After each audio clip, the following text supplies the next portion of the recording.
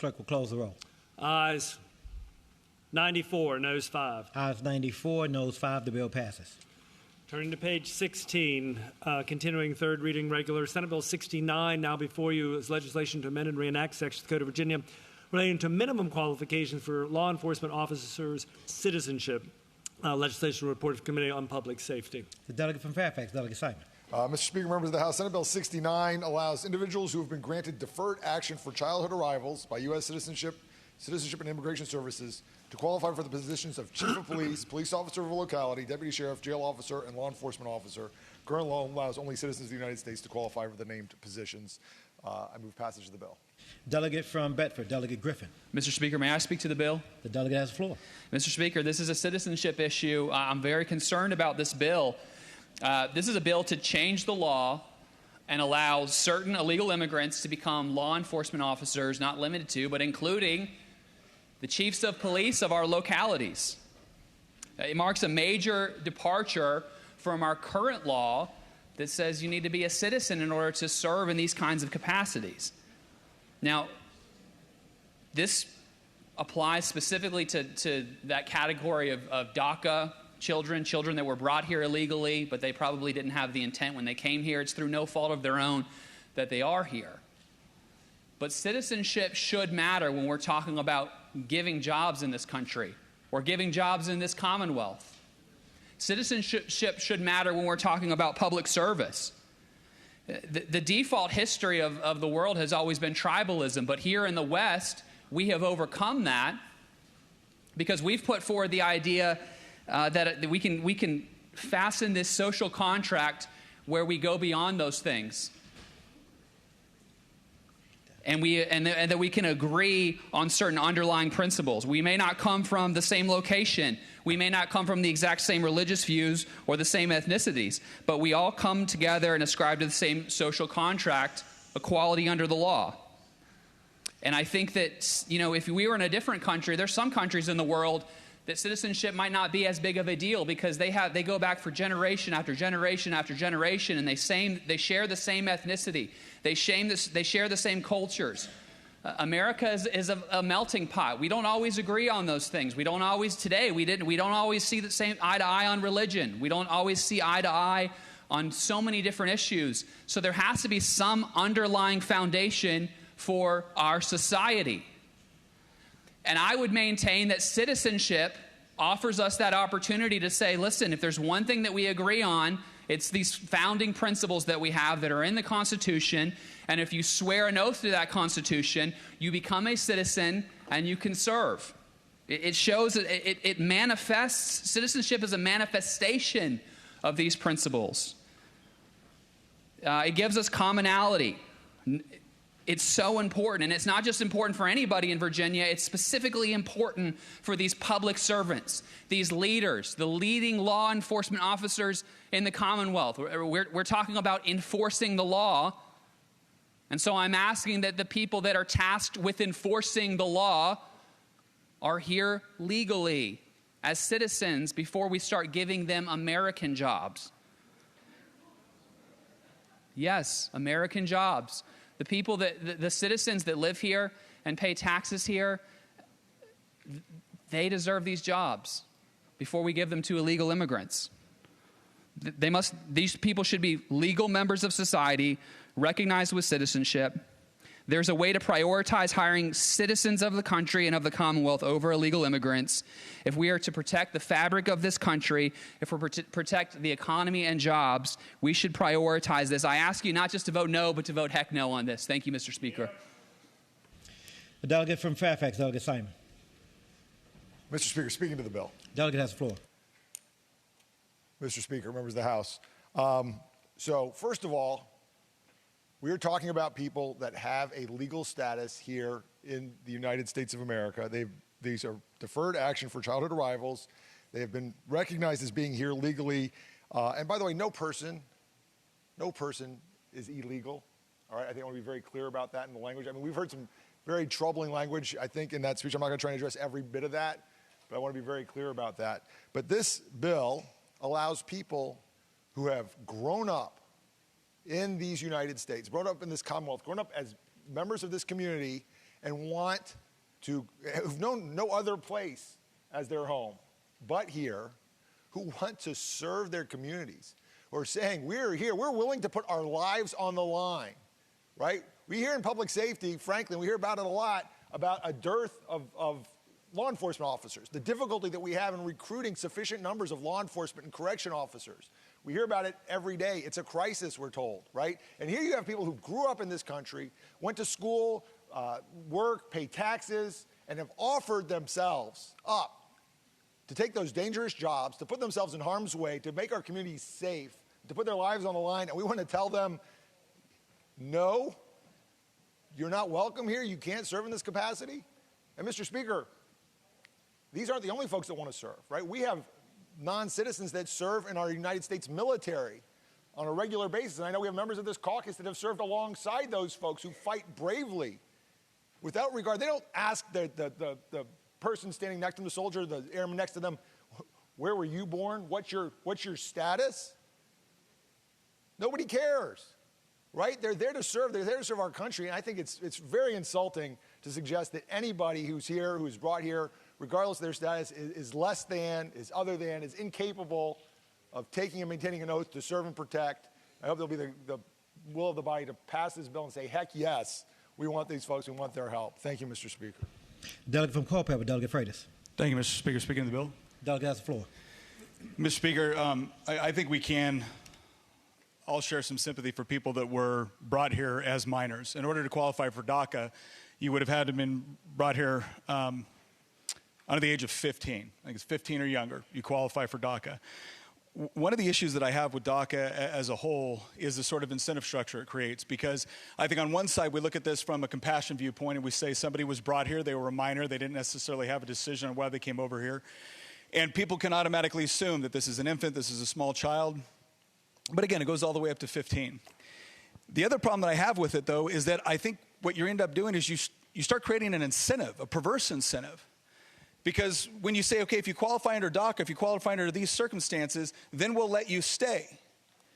Well, quite frankly, I think there's a lot of parents all over the world living in conditions where they would like to remove their children from those conditions. The question is how do you do that? How do you get them here to the United States? Do you just walk down to your travel agent and book a ticket?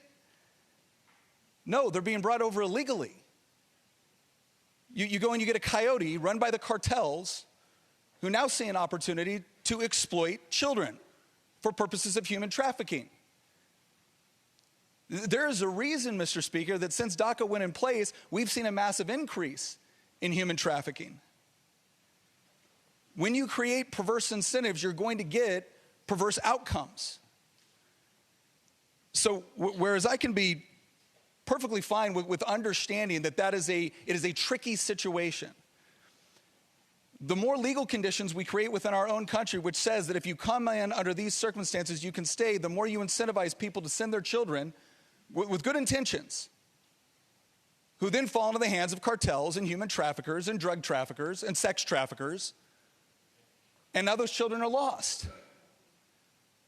So I think we should be really careful about the sort of perverse incentive structures we set up when, again, we may have really good intentions, but like so many other things, we don't legislate intentions, we write laws. And those laws have effects way beyond what our intentions might be. And we've already seen how criminal organizations have manipulated and exploited those good intentions, and children have suffered as a result of it. And again, whenever we look at something like this, once again, we're creating another category where we say, if you come illegally, but you meet these criteria, you can stay. Not only can you stay, but now you can also get identification. You can serve in various capacities. And there may be noble intent, but Mr. Speaker, I think there's been a lot of negative consequences as a result, so I hope we'll vote no. The delegate from Fairfax, Delegate Tran. Thank you so much, Mr. Speaker, rising to speak to the bill. The delegate has the floor. Thank you. I just want to reiterate what my colleague, the other delegate from Fairfax, said. No human being is illegal. And I take significant umbrage with the language that was used earlier. We are elected to represent every single person in our district, whether they have documentation, whether they're here with different types of visas, whether they're natural-born citizens or naturalized citizens of the United States, like I am. We represent everybody. I take umbrage with the fact that with the insinuation that there are jobs for American citizens versus just jobs that are needed to be filled in our communities. And I want to be really clear, Mr. Speaker. Non-citizens and our undocumented family, friends, and neighbors work. They work. Some of us may not want to admit it, but they are filling critical labor workforce job needs, oftentimes in low wage and minimum wage jobs. In 2018, for which the latest analysis was available, Mr. Speaker, undocumented immigrants in Virginia paid $441.3 million in federal taxes and $260.5 million in Virginia state and local taxes. Our undocumented constituents are contributing economically to the Commonwealth's growth and its prosperity. But we, Mr. Speaker, our value and worth is not and should not be just based on our economic contributions. As human beings living side by side, these are individuals who've come from around the world, who are escaping situations that none of us would want to be in, whether they're economic hardships, whether they are persecuted for their beliefs, facing domestic violence and other types of violence. And they're here, just like you and I are, working hard, striving every single day to create better lives for themselves and for their children. And this is an opportunity for us to develop a more representative law enforcement workforce that reflects the diversity of our communities, that is able to help strengthen the trust within our communities. This is an opportunity for these constituents to also give back and serve their communities. We count on non-citizens in our armed services right now to stand and bear arms and protect the United States. And I would urge my colleagues to vote, Mr. Speaker, in support of this bill to give these non-citizens an opportunity to also serve and protect our local communities as well. Thank you. The delegate from Buckingham, Delegate Garrett. Mr. Speaker, I hadn't intended to speak to this, but I'll tell you that throughout the course of this session, I've contemplated with some of my colleagues what it would take to get some members of this body to speak positive of law enforcement professionals. And today I've learned that you can get members of this body to speak positive of law enforcement professionals so long as those law enforcement professionals are in this country in violation of our laws. But that's not the basic overarching point here. The basic overarching point here, Mr. Speaker, is that we, regardless of party affiliation, should be standing united against a federal government that's created this problem by virtue of an unwillingness to address its very own failed federal government policies. There was a period of months this calendar year, Mr. Speaker, where there were 3 people entering this country illegally every single day for every 2 who were born here. So what we're doing by kicking this can down the road and acknowledging that indeed people who are here undocumented work in our communities, because they do, is giving the federal government a pass, and it's our responsibility as a state legislature and a federalist system to tell them to do their jobs. So I understand the passion on both sides of this issue. I side with my colleagues on this side of the chamber that in order to enforce our laws, you should have a history of having obeyed them. However, that notwithstanding, to kick the can down the road to allow people here undocumented to serve in law enforcement capacities is to ignore the fact that our federal representatives refuse to acknowledge the issue and address it. So I really and truly believe that we're missing something here, Mr. Speaker, that regardless of how we feel about hardworking residents of the Commonwealth, one of our actual responsibilities is to demand the federal government do its job, and you can't do that and support this legislation. I'd move the question. Mr. Speaker, parliamentary inquiry. The delegate has the floor. Mr. Speaker, is it not in violation of our rules to speak and then make a motion? You cannot do that at the same time. The motion is out of order. Delegate from Prince William, Delegate Monday King. Thank you, Mr. Speaker. Speaking to the bill. Delegate has the floor. Thank you, Mr. Speaker.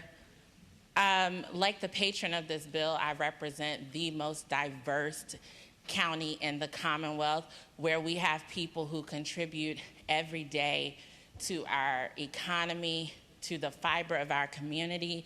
Some of them have not been born here.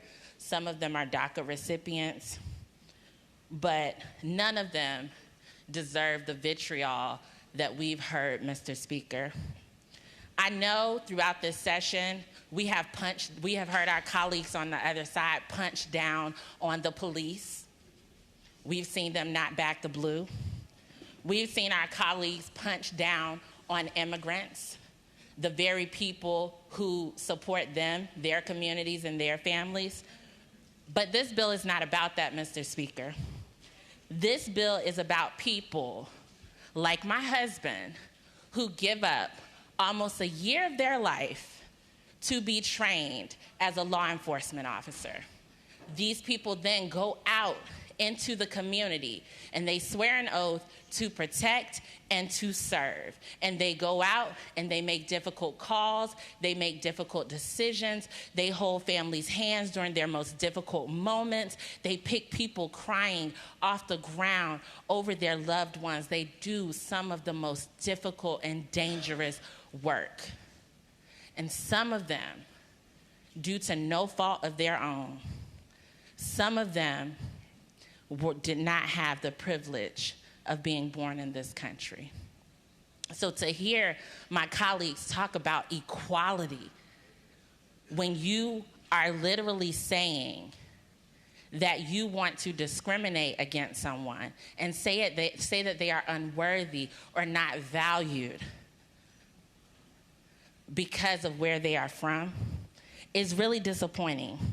Because, Mr. Speaker, in closing on this bill, and I do hope that we will pass this bill, some of these people who work so hard, you do not wake up, Mr. Speaker, one day and decide, I want to be a chief of police. You put your blood, your sweat, and your tears into this job. Some of these folks pass background checks that people in this room can't even pass, because of their own history, because of their own violence, because of things they've done to people who they claim to love, Mr. Speaker. So I say we pass these bills for these hardworking people and show them that there is nothing perverse about wanting to serve your community. There's nothing perverse about you and your family crossing miles to escape some of the most horrible things. You are not perverse. You are a respected, loved member of this community. So for those who want to put 20 or 30 years into law enforcement and then apply to be a chief of police, Mr. Speaker, I think we would be very honored to have them continue their service in this role. So I hope we'll pass this bill, Mr. Speaker. The delegate from Kilgore, the delegate from Scott, Delegate Kilgore. They got me all discombobulated. I have a motion. The delegate has a motion. I move the pending question. Delegate from Scott, Delegate Kilgore moves the pending question. All in favor say aye. Aye. All those opposed, no. The motion carries. Shall the bill pass?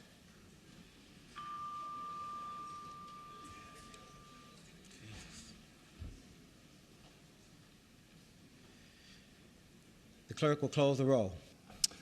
Ayes 53, noes 47. Ayes 53, no.